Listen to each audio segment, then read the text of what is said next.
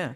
And you said, even what you just said there, describing that situation with your granddaughter and your daughter, sounds very simple. And you've used words in the past that indicate you think leadership is simple. Yeah.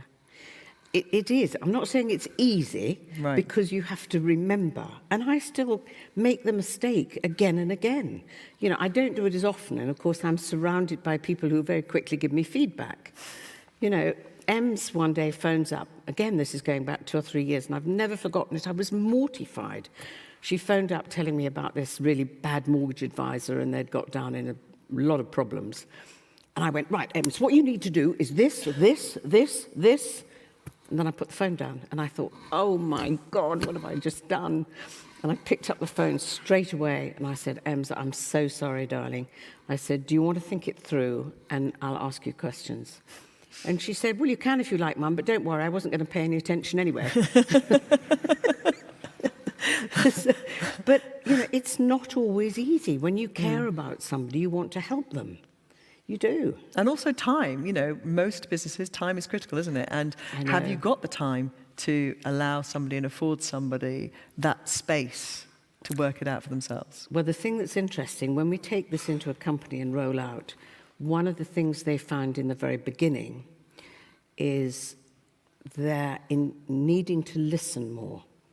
They're needing to really listen to where people are coming from. And suddenly it takes more time. So in the beginning, it can take more time because people are suddenly thinking, my God, somebody's listening to us, you know, which often doesn't happen. But then it shortens. Then it shortens quite considerably because people feel listened to. And, of course, then you become very skilled at asking questions. So. Well, I'm going to ask you to do something which probably is counter to that in a way, because I'm going to ask you if you can, because I'm sure everybody here is thinking, what can we do that will have some immediate impact in terms of our leadership qualities? So something that perhaps would shift their thinking, that you can suggest that would have an immediate impact in their leadership qualities.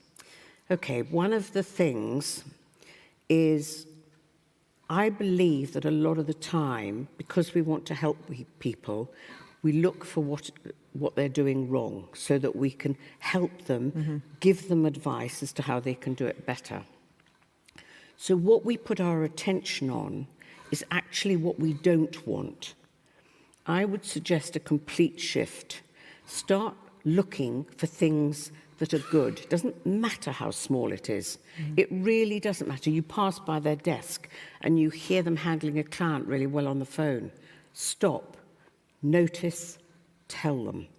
Because when you think about it, if somebody tells you you've done something well, what do you want to do? You want to do it even better next time. That felt good, but it's not what we're inclined to do. We're inclined to believe we're helping by focusing on the negative. And if you shift your thinking and begin to look all the time for things that you want in baby, it doesn't matter if it's your children. Let's say your children are teenagers and then they're a pain in the butt, typical teenagers, you know, and they make a mess everywhere and their room's a tip. And have you been to my house lately, Penny? You're literally describing my world. Yes. Just say, I'm going to ignore all of that. I'm not going to tell them to go and tidy their room or do this. I'm going to notice when they do something well. And it doesn't matter how small it is. They could remove their plate from the table and put it in the dishwasher. They could hang up their coat rather than dropping it on the floor. Notice it. Darling, thank you so much. I really appreciate when you put something away or you help me. Guess what? You might begin to see more of that behaviour because you're putting your attention on what you want, not on what you don't want. That can have an amazing impact. The other thing is just recognise that we don't have control over anything that we get in life. We don't have control. You might want to get people to treat you well.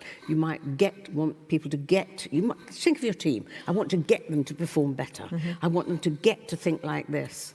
You don't have control over that. You have influence, but you don't have control. Ask yourself a question in a different way.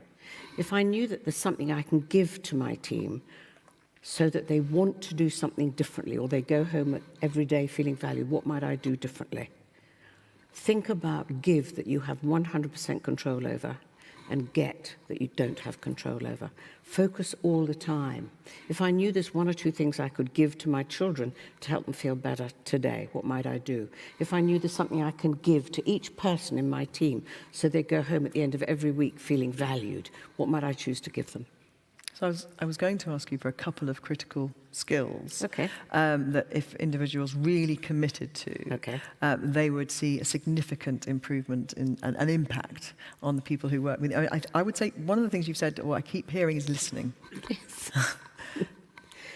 It is, and it sounds so obvious and so easy.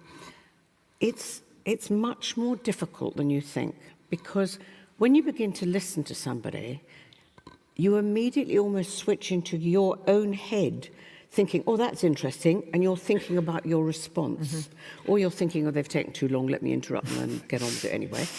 So really listening, it's not just about with your ears, because let's be honest, words are a very inadequate way of communicating. They are. There's lots of feelings and things going on behind. I'm talking about listening with your whole heart and mind, so that you begin to hear what's going on behind the words. And it's not as easy as you think, but it is such a key skill.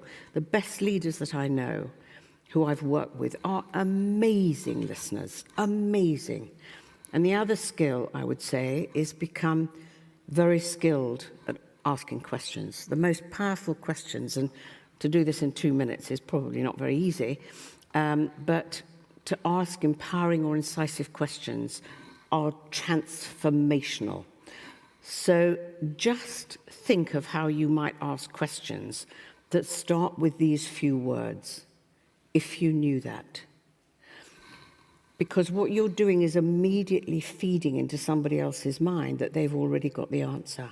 So if you knew that, there are a couple of steps you could take to bring this new client in. What might you choose to do first? Any question that starts with if you knew that. There are things like, one of the things that I really struggled with is that I had a belief that had been there for years that I wasn't good enough. Now, I could keep trying all the things that people say, keep telling yourself you're good enough, you're good. It didn't work for me because it's asking my mind to obey. But I could ask it as a question. If I knew that I am good enough, what's the first thing I'd say when I pick up that telephone? If I knew that I am good enough, how might I present this program? It's not asking my mind to obey, it's asking my mind to think, and then it might come up with a couple of ideas, and then I think, could I do that? Yeah, I could probably do that.